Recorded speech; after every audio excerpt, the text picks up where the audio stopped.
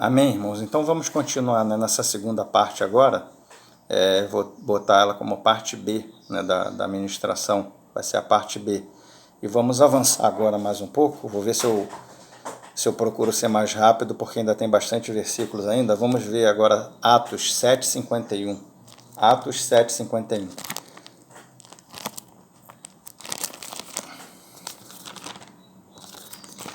Livro de Atos dos Apóstolos, capítulo 7, versículo 51.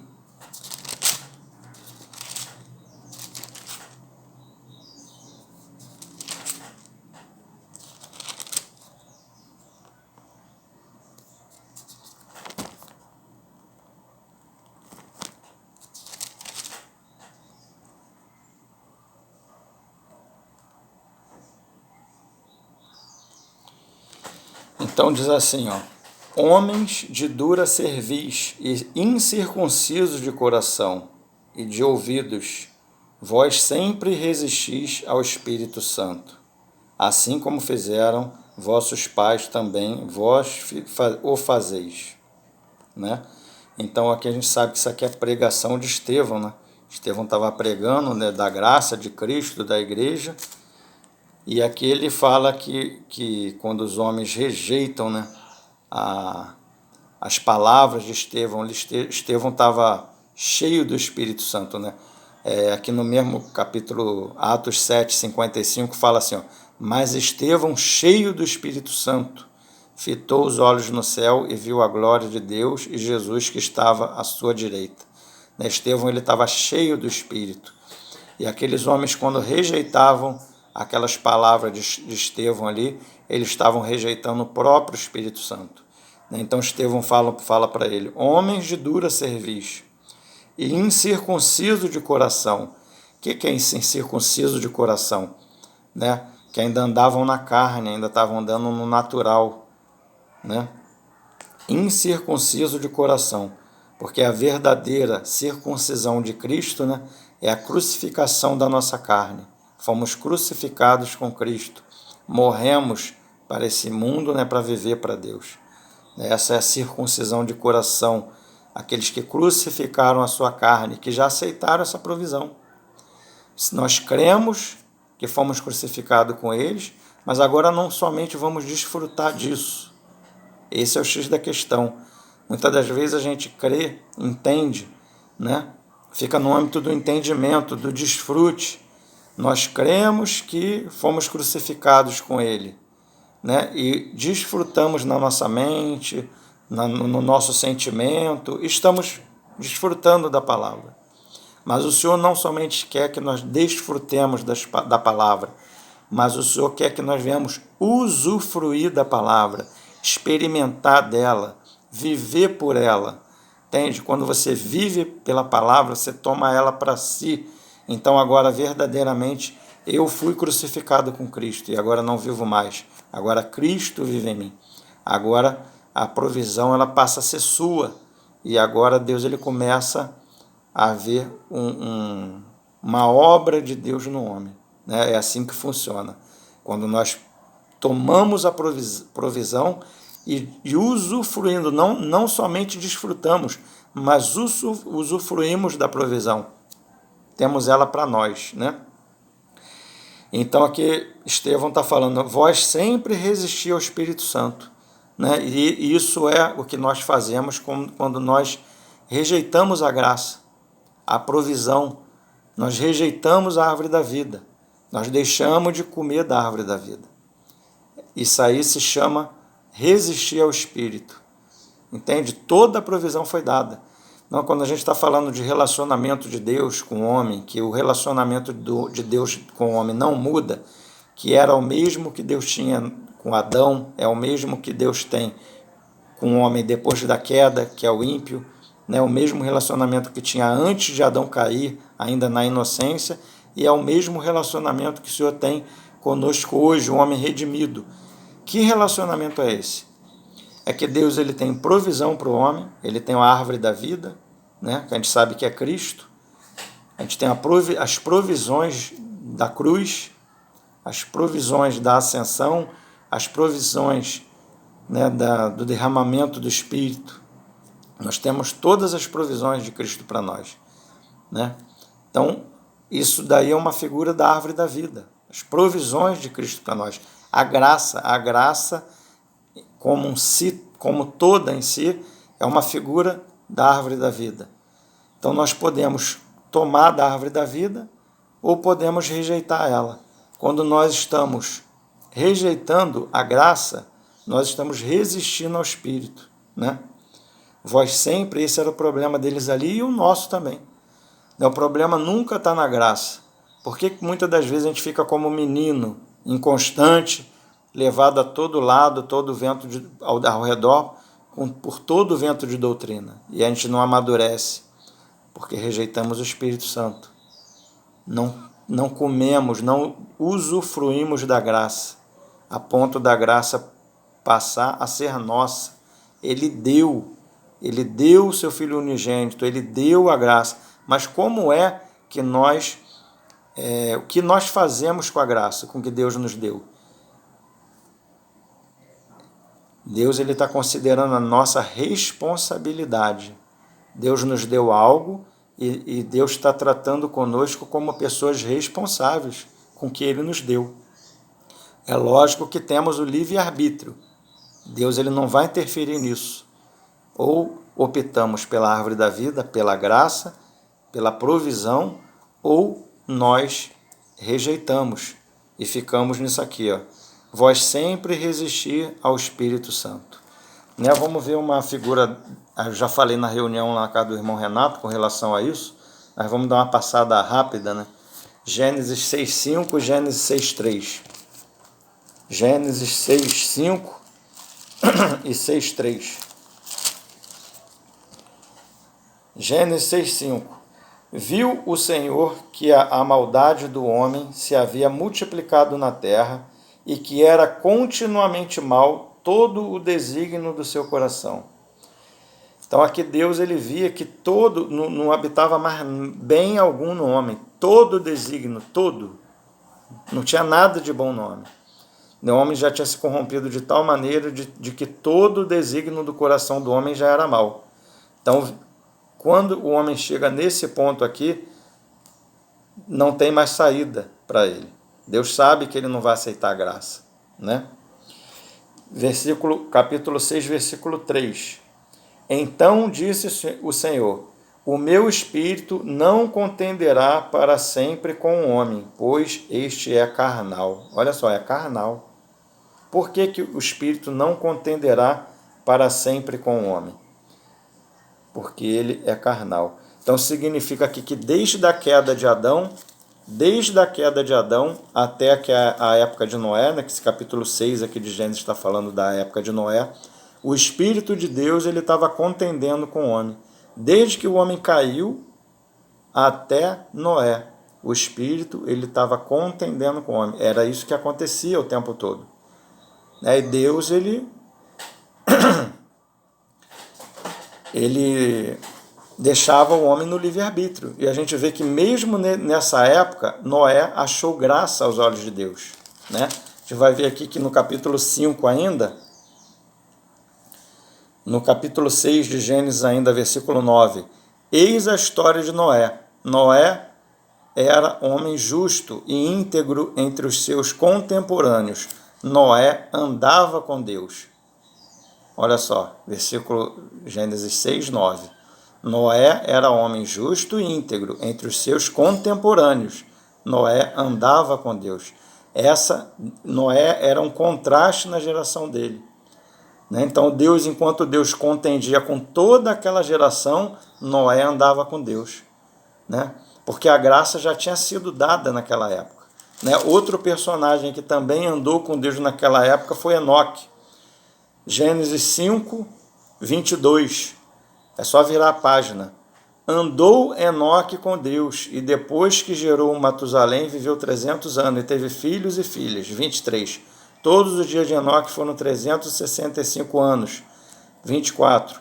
Andou Enoque com Deus, e já não era, porque Deus o tomou para si. Então, tu vê que dois homens naquela geração ali toda que o Espírito encontrava caminho, encontrava curso. Enquanto o espírito estava, o espírito contendia com toda aquela geração, existiam dois homens que o espírito não contendia, porque andavam com Deus, né? Porque a graça já tinha sido dada. Depois da queda, o cordeiro ele já é sacrificado e Adão e Eva já são revestidos com a pele do cordeiro, né? E o Senhor ele já anuncia que da descendência da mulher viria um que pisaria a cabeça da serpente. Então já tinha promessa para aquela geração. Quem cria nessa promessa de Deus, na provisão de Deus, já tinha, né? Já encontrava graça diante de Deus, né? Então a gente vê que o homem, esse tempo todo, contendia com Deus. Mateus 16, 25, 24 e 25. Mateus 16.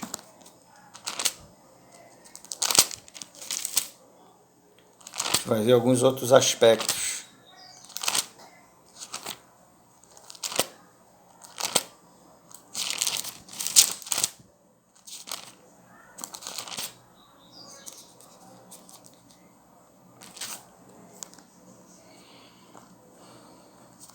Mateus 16, 24 e 25. Então disse Jesus a seus discípulos: se alguém quer vir após mim, ou se alguém quer, está obrigando ninguém. Pode não querer e pode não seguir. Se alguém quer vir após mim, a si mesmo se negue. Tome a tua cruz, ou a provisão aí, tome a provisão e siga-me. Porque quem quiser salvar a sua vida, perdê-la-á. E quem perder a vida por minha causa, achá-la. Quer ganhar a vida? Tem que perder ela. Se achar a vida, perdê-la-á, né? Então, a gente vê aqui o princípio, né, que a gente estava lendo lá em Tiago, a lei da liberdade, que é dessa forma que nós vamos ser julgados. Ah, mas não tomou a sua cruz, não seguiu ele, não aceitou a graça. A provisão está lá, a cruz está lá para você tomar ela, né? Logicamente, ao tomar a sua cruz, essa cruz ela tem um propósito. O Senhor ele não quer somente que sejamos carregadores de cruz, mas a gente vai carregar a cruz para ser crucificado com Cristo. Esse é o propósito de carregar a cruz, é ser crucificado com Ele. Mas é para quem quiser. O Senhor ele não vai obrigar ninguém, vai pegar a força e botar a cruz. Ninguém para ser crucificado. A provisão está lá, a cruz está lá. O Espírito foi derramado para que a gente venha andar em Espírito, tomar a provisão para si. Mas se você não quiser, o Senhor respeita isso. Você vai ser julgado dessa forma, pelas suas escolhas, com responsabilidade com o que o Senhor te deu. O Senhor providenciou todas as coisas, mas o Senhor ele não força o homem a nada, né? O homem é responsável pelos seus atos, pelas suas escolhas. E o Senhor fez o homem assim, para que o homem não fosse como marionete na mão de Deus. Deus faz com ele o que quer, não. Deus criou o homem livre, com pensamento, né? Então o homem, Deus ele quer um relacionamento com o homem livre, de escolha. O homem escolhe por Deus, escolhe viver por Deus, ou escolhe viver sua própria vida, né? Vamos avançar, irmão. Tem algumas coisas mais que eu quero falar. João 1,12, Evangelho de João.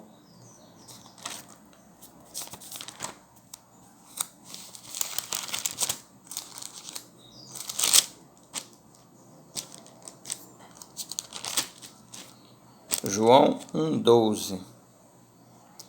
Mas a todos quantos receberam, deu-lhes o poder de serem feitos filhos de Deus, a saber, aos que creem no seu nome. Então, só que interessante, aqui eu queria comentar alguma coisa com os irmãos. Mas a todos quanto o receberam, deu-lhes o poder de serem feitos filhos de Deus. É porque existe algumas linhas de entendimento, né, que a graça ela é irresistível. Então Deus predestinou uns para o céu e outros Deus predestinou para o inferno. Deus fez vaso de honra, vaso de desonra. Então essa linha entende que a graça é irresistível. Aquele homem que Deus fez para ser salvo, quando ele ouvir a graça ali, ele vai aceitar de pronto ali a graça, e a graça vai gerar nele um filho. Depois Deus começa a operar na vida daquele homem ali. Então primeiro aquele homem ali é transformado para depois a provisão, pela graça, para depois a provisão vir operando. Mas o interessante é que o versículo aqui fala o contrário. Cadê? Mas a todos quanto o receberam, então a gente vê que primeiro você recebe. Nesse entendimento eu estou falando, diz que o homem ele é feito filho de Deus primeiro, ele já foi feito filho de Deus. Uns já foram feitos filhos de Deus para serem salvos e outros para serem filhos da perdição e irem para o inferno. Então essa doutrina diz que uns são filhos de Deus e depois eles vão recebendo as provisões, né? Mas aqui diz ao contrário, todos quantos o receberam, você recebe primeiro a provisão para depois serem feitos filhos de Deus. Deu-lhes o poder de serem feitos filhos de Deus, né? E o versículo anterior fala assim, 11, veio para o que era seu, e os seus não o receberam. Está falando dos judeus, né? O Senhor veio para aqueles que eram seus ali, mas os seus não o receberam. Então o problema não foi que ele não veio. Deus amou o mundo de tal maneira que deu seu Filho unigênito para todo, aquele que nele quer, todo, não foi para a igreja, para os predestinados, nem para alguns, mas ele veio para todos. O problema é que nem todos os recebem. Entende? O problema então não é de Deus, o problema é que o homem não recebe, né? Então o problema é que ele veio para os seus, só que os seus não receberam. Esse é que é o problema, eles não receberam.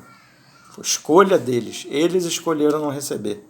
Mas todos que receberam, deu-lhes o poder de serem feitos filhos de Deus. Todos.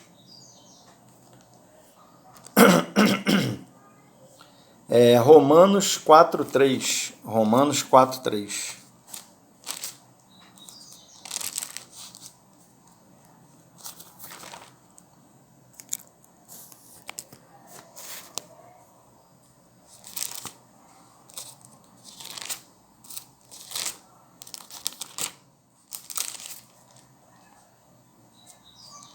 Romanos 4:3 fala assim, pois que diz a Escritura? Abraão creu em Deus, e isso lhe foi imputado para a justiça. Então, Abraão creu em Deus, e isso lhe foi imputado por justiça. Então a gente vê que, como eu falei antes, a graça já estava desde lá da queda do homem, a graça já tinha sido anunciada, né? Porque o que é a graça? A graça é Cristo, né? Então quando o cordeiro é sacrificado lá, que Adão e Eva é coberto com aquelas peles, que é uma alegoria do revestimento de Cristo do homem, né? O cordeiro é uma alegoria do sacrifício de Cristo, né? E ele promete que da descendência da mulher viria um que pisaria na cabeça da serpente, né? Esse é Cristo, ele já estava anunciando Cristo, e diz que Abraão creu. A obra ainda não tinha sido consumada, mas Abraão creu na provisão. Pelo fato de Abraão ter crido na provisão, isso lhe foi imputado por justiça. Por isso que ele é o pai da fé, né? Porque Abraão creu em Deus, e isso lhe foi imputado por justiça. Da mesma forma que Enoque também andava com Deus. Por quê? Porque ele creu na provisão. Da mesma forma que Noé também andava com Deus. Por que Noé andava com Deus? Porque creu no anúncio da provisão que era Cristo. Já criam na provisão de Deus, né? Então a graça já estava lá. Desde que o homem caiu, assim, logo depois da queda do homem, Deus já providencia, né, a provisão. Então o homem ele não fica desprovido nunca. Deus não deixa o homem desprovido da graça. A graça sempre está ali. O homem né, tem o livre-arbítrio de tomar ela para si ou não, ou come da árvore da vida, e Deus não interfere, da mesma forma que não interferiu com Adão e Eva. Esse é o relacionamento que Deus tem com o homem, né? O homem responsável pelas suas atitudes e suas escolhas, né? E Deus respeita isso, lei da liberdade, livre-arbítrio, né?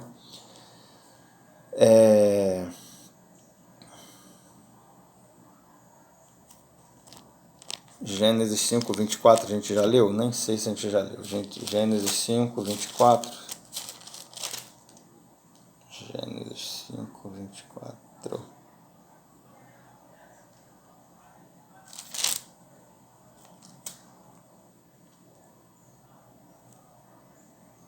Ah, já lemos sim. Não, agora é... Agora é Tito 2,11. Vamos lá para Tito. Tito 2,11.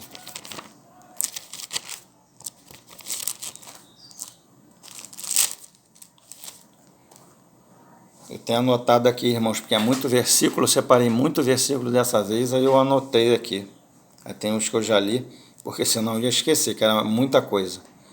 Tito 2,11. Portanto, a graça de Deus se manifestou salvadora a todos os homens. Porquanto a graça de Deus se manifestou salvadora a todos os homens. Mas será que Deus deu a graça só para alguns e para outros não? A Bíblia não se contradiz, irmãos. A graça de Deus se manifestou salvadora a todos os homens. João 3,16. João 3,16. Porque Deus amou o mundo de tal maneira que deu o seu Filho unigênito para todo. Foi para a igreja, para os predestinados, escolhidos. Não, para todo. O que nele crê não pereça, mas tenha a vida eterna. Né? 1 Timóteo 2,4. 1 Timóteo 2,4.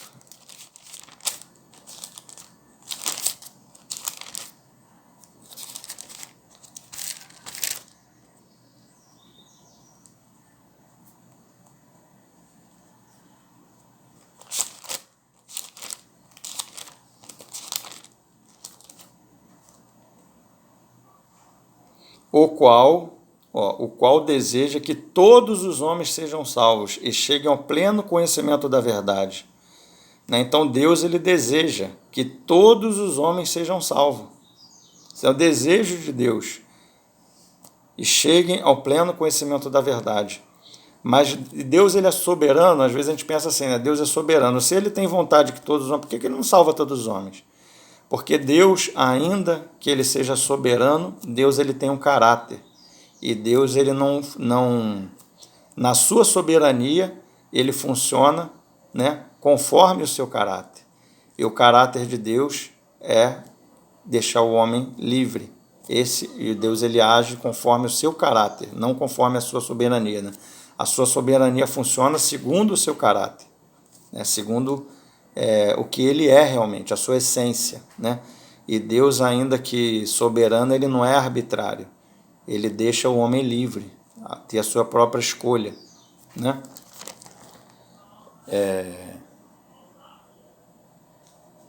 Então a gente vê um princípio aqui em Gênesis ainda, Gênesis 35, 20. Gênesis 35, 20. É o princípio da edificação, né? Está falando da edificação das nossas almas, edificação da igreja. Gênesis 35. Não, Gênesis 25, quer dizer, 25, 1 e 2.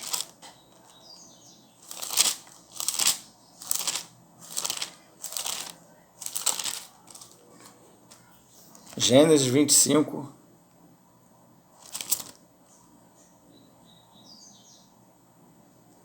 Não, irmão, eu li errado, é Êxodo. Êxodo 25, desculpa, irmãos, é Êxodo. Êxodo 25, 1 e 2.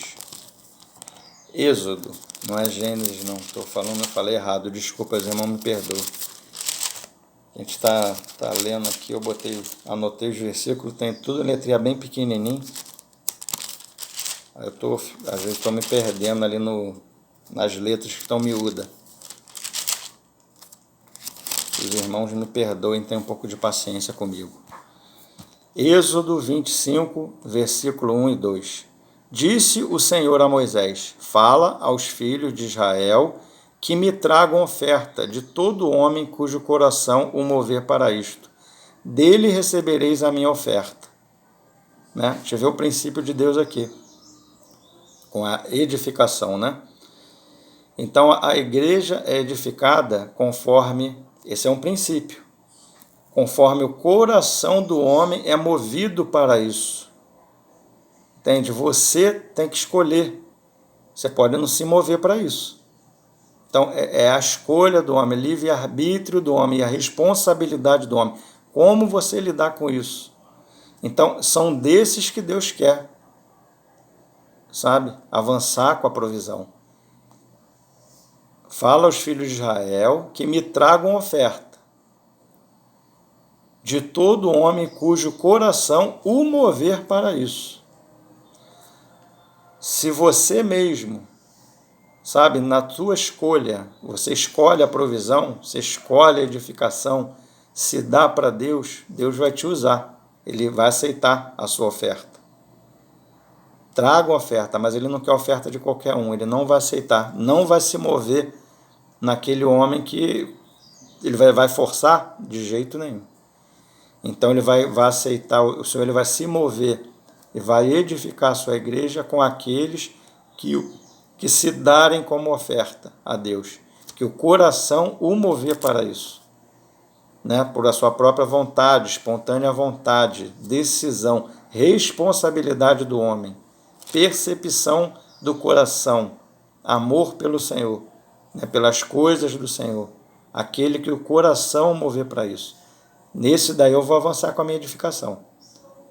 Então esse é um princípio do Senhor, né? Os que aceitam a graça, aceitam a provisão de Deus, né? Vamos avançar um pouquinho mais, irmão, já vou estar terminando já.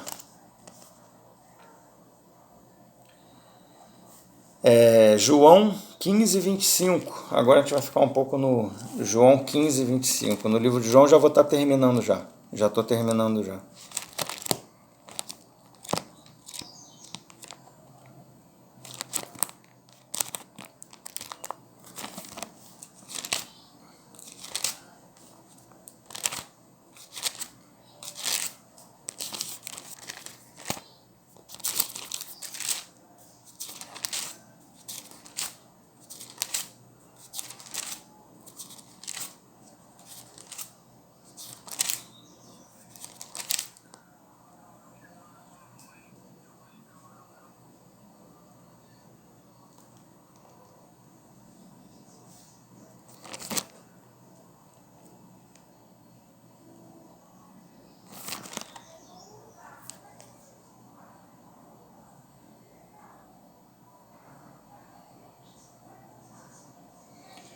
Então diz assim, ó, João, Evangelho de João 15, 25.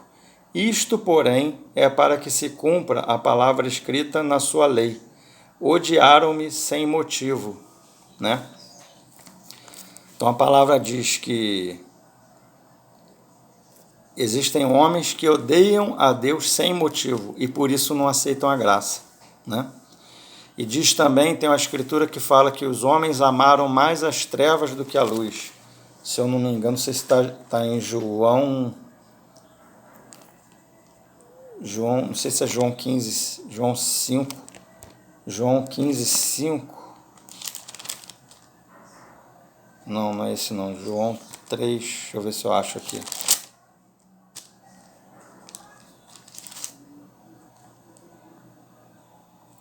É isso mesmo, João 3, 19. João 3, 19. Fala assim, ó. O julgamento, olha só o julgamento. Qual é o julgamento? Primeiro a gente viu em Tiago que vamos ser julgados pela lei da liberdade, pelas nossas escolhas, com responsabilidade, né, com liberdade, mas vão ser julgados pelo que nós escolhemos. Agora olha só o que diz aqui, Evangelho de João 3,19. O julgamento é este, que a luz veio ao mundo. A luz veio ao mundo, a gente sabe que a luz está falando de Cristo. E os homens amaram mais as trevas do que a luz, porque as suas obras eram más. Pois todo aquele que pratica o mal aborrece a luz e não se chega para a luz, a fim de não serem arguidos as suas obras. Quem pratica a verdade aproxima-se da luz, a fim de que as suas obras sejam manifestas, porque feitas em Deus. Olha só que interessante, obras feitas em Deus. São obras que são feitas na luz daqueles que se achegam a Deus, porque as suas obras, né, são obras feitas em Deus. Então essas obras que são feitas em Deus são ouro, prata e pedras preciosas, porque são, né, obras feitas em Deus. Mas diz aqui também de homens que amaram mais a treva do que a luz. Entende, irmãos? Eu entendo, irmão, que quando a gente recusa, contende com o Espírito, tudo isso que a gente está falando aqui, quando o homem contende com o Espírito, rejeita a provisão de Deus, é porque no fundo, o homem está amando mais a treva do que a luz. Nós falamos que amamos o Senhor, amém, amamos. Não quero dizer que os irmãos são mentirosos, entende? Nem eu mesmo também. Eu também me enquadro que a palavra primeira ela rasga para mim, sabe? Primeiramente o Senhor fala comigo, sabe? Primeiramente o cajado vem em mim. Então a palavra primeiramente é para mim, entende? Então eu receio, irmão, tá amando mais em determinadas coisas, as coisas do mundo, do que o Senhor. Porque esse que é o problema. Não se achega à luz, não aceita a provisão de Deus, não aceita a graça. Isso é para o ímpio e é também para o homem regenerado. Porque muitas das vezes não alcança a provisão. Porque rejeita a provisão, contende com o Espírito. A provisão está lá, mas não aceita. Por quê? Porque ama mais a treva do que a luz. Às vezes inconsciente, irmão, a gente faz isso. Por isso que tem um versículo que fala assim, ó: sonda-me, Senhor, e me conhece, vê se há em mim algum caminho mau, porque às vezes tem caminho que nós andamos que para nós não é mau, não. E a gente ama aquele caminho, mas para Deus é um caminho de trevas. Vê se há em mim algum caminho mau. Sonda-me, Senhor, e me conhece. Vê se há em mim algum caminho mau, né? Livra-me, transforma-me e guia-me pelos caminhos eternos, né?